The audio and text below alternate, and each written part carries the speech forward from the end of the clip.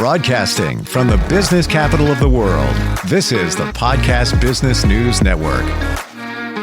And welcome back, everybody. I know that it's summer, school's out of session, but it doesn't mean we don't have challenges with our kids. And for that, we've got him.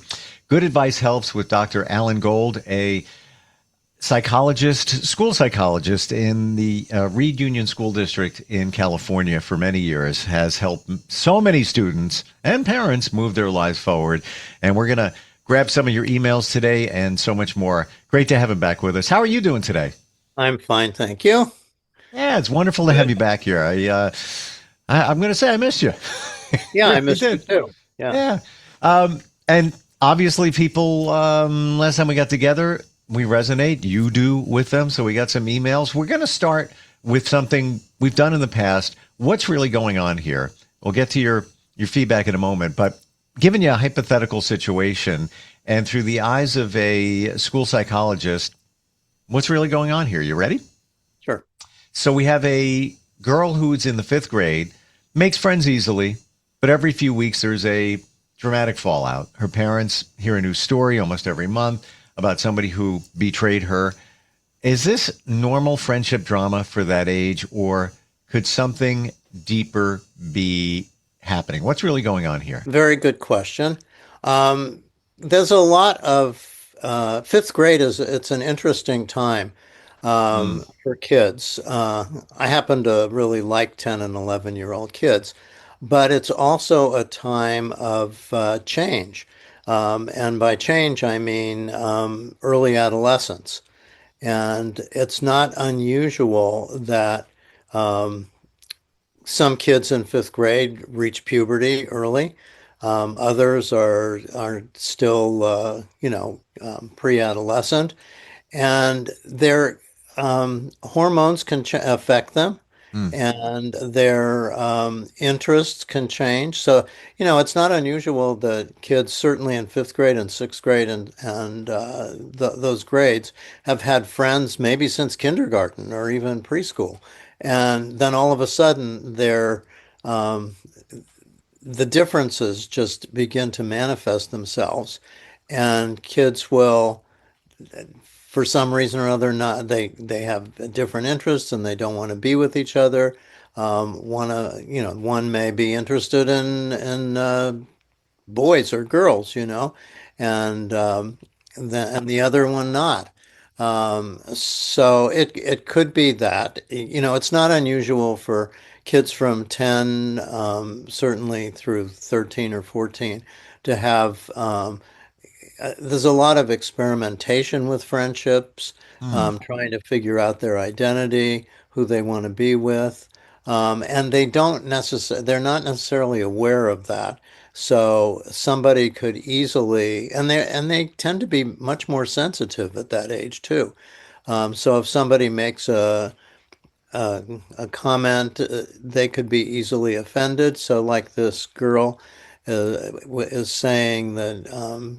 What was the word you used? That she there's always drama every time. She'll make friends. Drama, but the kids are not being nice to her. But yeah, she is always a story of betrayed. I've been betrayed again. Yeah, betrayal. Yes.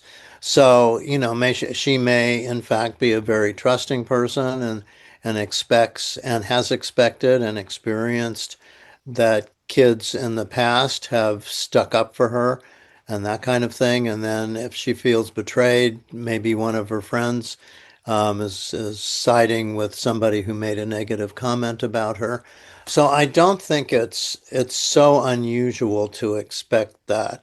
If this hasn't been true prior to this, but it would be very interesting for the school psychologist to interview her and see what specifically has happened that leads her to believe that, whether it's just, is she changing or are other kids changing and don't want to play with her? Maybe she's still interested in dolls and, whatever younger kids are playing. And so it could be, that normal difference.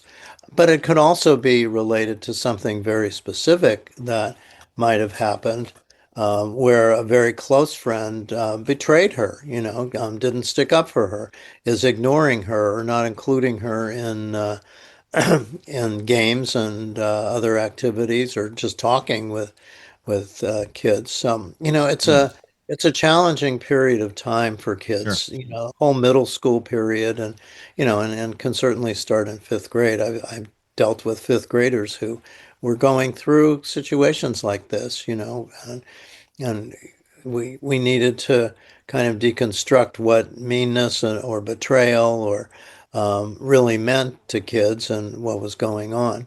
So, Mm. It's interesting where you say fifth and sixth grade was very impactful. And I, like others, was thinking back. And fifth grade was kind of a turning point for me. I was kind of came out of my shell. And it was a great teacher, Mr. Eaton, but I was able to feel more comfortable expressing creativity. I mhm, was the editor on the class newspaper and all of that. good. And that seriously was the door opener to feeling comfortable being creative, and then seeing how it made a mark on others. Like when some would say, "Yeah, that the cartoon you drew that's really good." Wow, that felt good. But fifth grade, sixth grade, to your point, there's a lot going on there. Where we're changing. Yeah. Yeah, kids are changing and they don't necessarily understand that. Mm, And obviously, they don't have control over their maturation.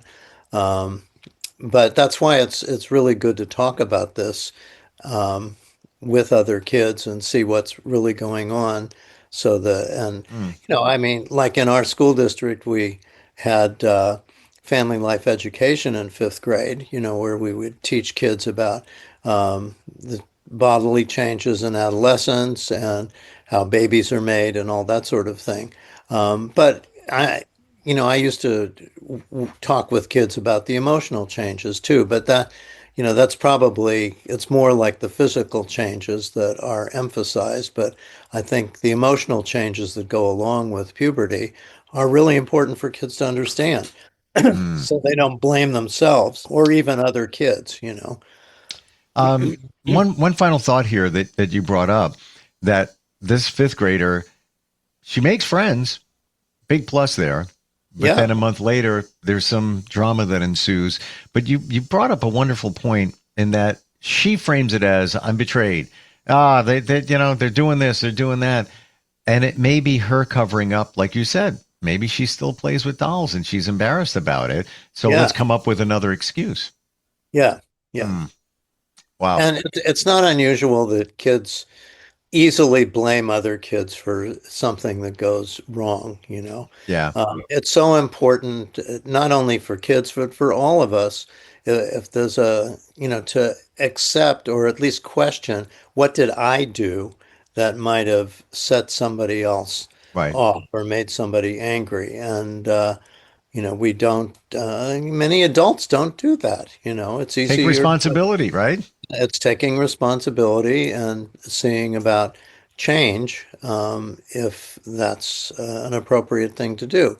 I just had an interesting discussion with one of my godson's fathers, who's 74, and he works in a deli. And he told me that the other day, a woman that he worked with said, "You eat like a pig." And of course and this was in front of other people too. He was very offended by it, but instead of chewing her out, which he felt like doing, he actually thought, well, maybe I do. And he's actually modified the way he eats in public so that he took that information, and I really praised him for that because nobody wants a critical comment like that, particularly in front of other people. Um, but he actually he was still mad at the woman and doesn't want to deal with her, but he actually took that feedback and modified the way he eats in public. So, Mm. and that's somebody 74 years old. And this was So, just a random comment from a stranger? well, no, this was a woman that he worked with. Okay. Because if Yeah. it was a stranger, I mean, like, That's even worse. Yes. right? I was out with a friend a couple of months ago at a music venue, and we're just there watching a band, and this woman comes past us, and she says, "And the two of you just chewing gum. Look at you two." I'm like, "Yeah, okay. Want a piece?" Like, Yeah, some people it's really awful. yeah, And we kids do it all the time without thinking about what they say. yeah, yeah. Well, that's a whole other That's a whole other podcast and segment story. there. Yeah, we have Brian checks in from Spokane, Washington. Instant feedback, Steve at gmail.com. Interesting question. How do you know when a child's struggles are caused by a learning disability versus a chaotic home environment? Is it ever difficult to separate the two during evaluations? That's an interesting question. I mean, I've always relied on testing and assessment to determine if there is a real learning disability there. It all depends. A chaotic home environment could create problems for um, learning for sure, and especially doing homework. Sure. So that limits the amount of time that a child can spend on learning activities. So it seems like they don't learn as much. But the assessments, specific assessments would identify real learning disabilities like difficulty with auditory processing, visual processing, Mm, handwriting, that kind of thing. So it may take two, but I certainly would not assume that just because there's a chaotic home environment. Sometimes in chaotic environments, kids will shut the door and school will be their sort of savior. They don't have to listen to parents fighting right. and all that Right. sort of stuff. So they actually would do that. So my Well, can guess I is, ask a question at that point? Because yeah, you sure. bring up a visual of most teenagers, especially girls, that nowadays they just go in their room. The lights are down dark and they spend hours in their room. Now I On know on their phones or their computers or their iPads, yes. exactly. Now, all right, so they are doing that, but why? What happened there with the isolation where, and it's, I hear this, my kids included, um, from every other parent that that's the thing. It's been going on for years. What do you think actually happened there? Well, it's one of the things that I'm the most upset about with modern technology is the isolation of kids. Um, who knows what they're doing? They could be, on social media, and there at least is some interaction there. Younger kids may just be watching YouTube or, just entertaining themselves and getting out of doing homework. But I think it's terrible, frankly, Mm, Um, and it needs to be limited. Parents need to take away phones and iPads and computers after a certain hour of the evening. mm, Uh, there's enough research that shows that sleep is deprived when or affected by the lights from computers and phones and so on. Um, I think parents nowadays are so challenged to deal with this isolation. And, the other aspect of parents is they don't want to be disliked by their kids. They want to be their kids' friends. But in this case, it's, while the kid is still at home, obviously when they're in college, parents don't have any effect on that. Or even in high school. But even in high school, parents can still limit the amount of isolation that kids are experiencing. And kids want to be private, and they deserve some privacy, of course. But it's fine if they read or talk to somebody. But I think just sticking to the computer all evening and isolating themselves that way. Now, as I said earlier, if there's chaos in the home, being bothered by younger brothers and sisters or parents fighting or something like that. I can understand why a teenager or any kid would want to isolate themselves. But if that's going on in the home, then the whole family needs help. Uh, Mm. and it would be, if the again, I think counselor or psychologist at school could help with that. At least form a relationship with the young person to find out. So, your mom and dad said that you're hanging out for 3 or 4 hours before you go to sleep, and all you're doing is on the what are you doing? Mm. And kids may say, well, that's how I mean, a lot of kids these days are their friendships aren't kids that they go to school with. They're people Yes. online. And, so they're really losing a lot of ability for socializing and for communicating. And, I'm very worried about it. And unfortunately, it ain't going away. And Yes. This is, and you know what? It's become the way of life. We look at it as this intrusion, this device, and now they're in their room, they're isolated, they're not going outside. They view it as, well, that's the way it is. It's always been that way. I've been doing this, for years in yeah, their mind.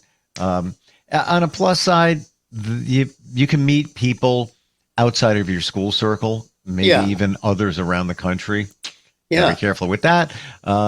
Right, So because there could be scam artists there or people, adults pretending that they're teenagers and want to, you know, mm, get the kid to undress in front of them or something like that. I'm going to share this because this is connected to one of my kids' friends. She is 17. She might have just turned 18. She moved away, like 4 states away. I said to my daughter, like, what's going on? Where's she been? Had she graduated from high school yet? No, Oh, she came from a challenging home life. She met a boy, a male online, and now lives with him in another state in his parents' house. Mind blowing. wow. Yeah. Yeah, but again, she had And challenges I at wonder home. how I wonder how she actually was able to leave her house. I don't know the No. particulars on that. Her parents aren't watching her. It's another relative.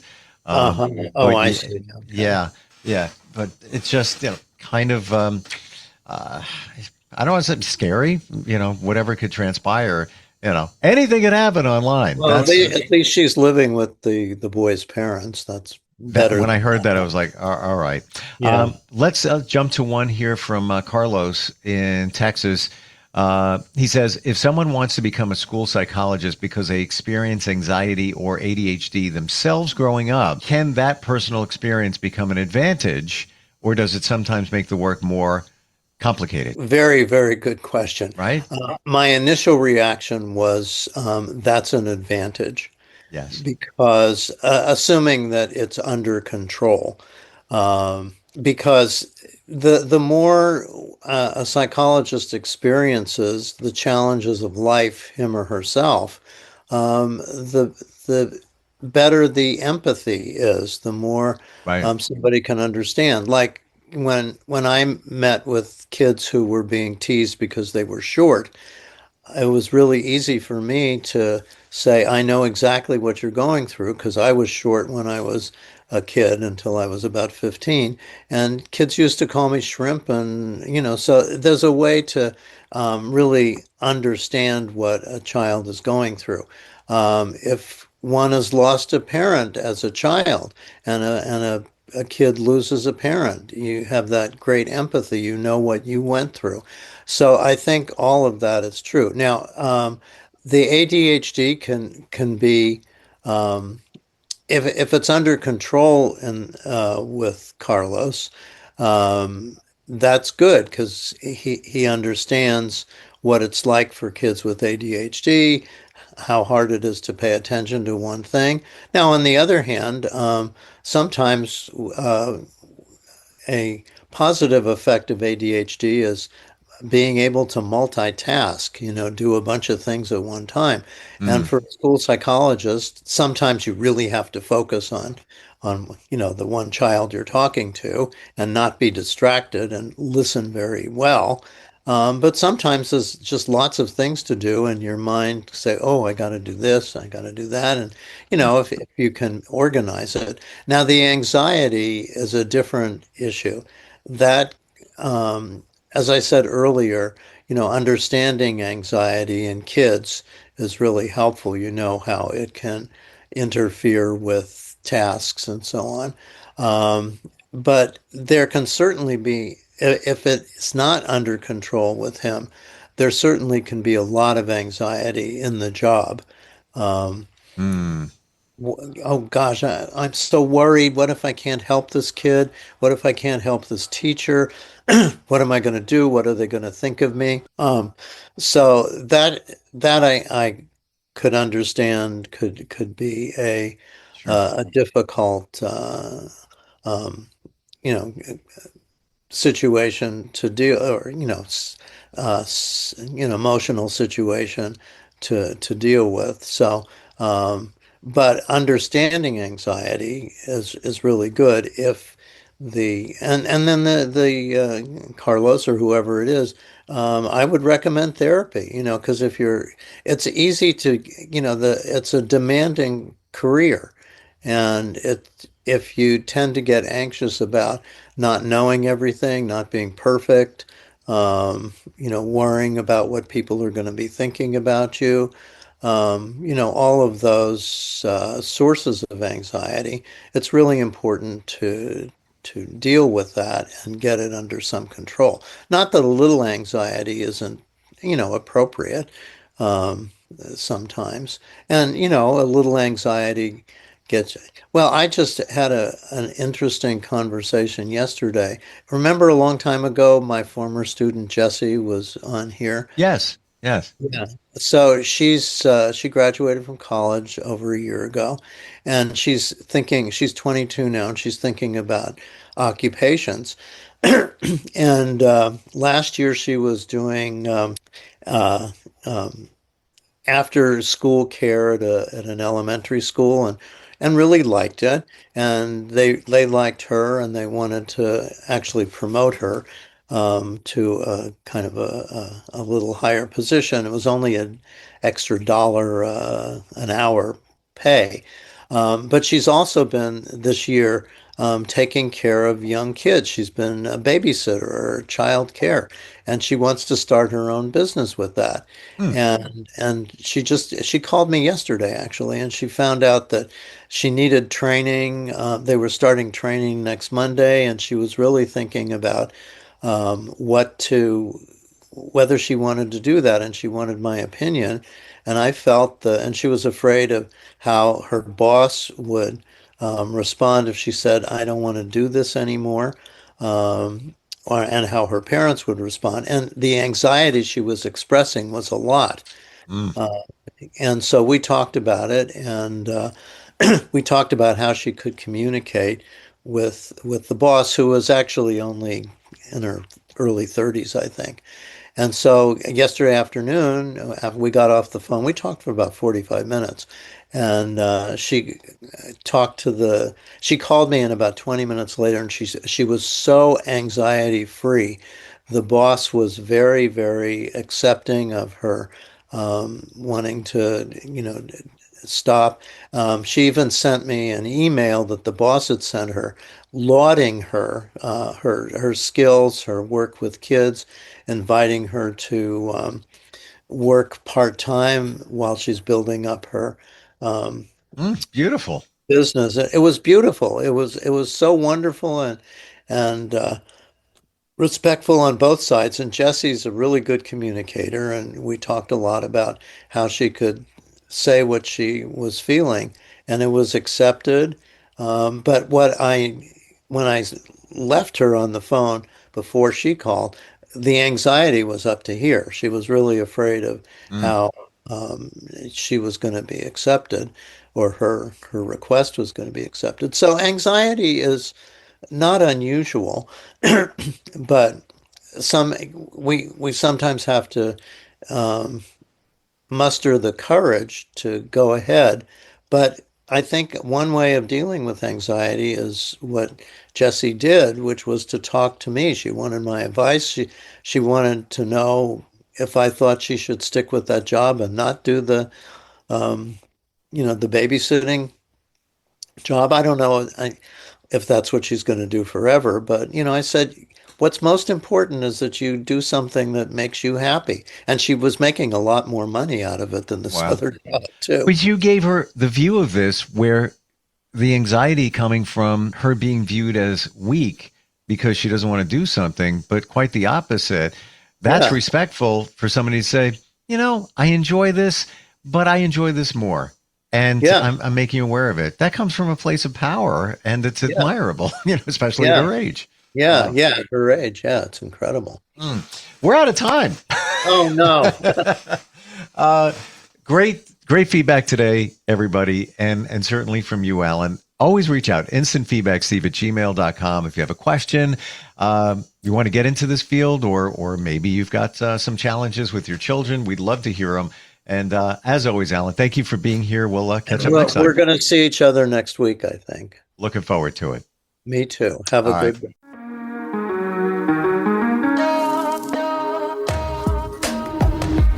Broadcasting from the business capital of the world, this is the Podcast Business News Network.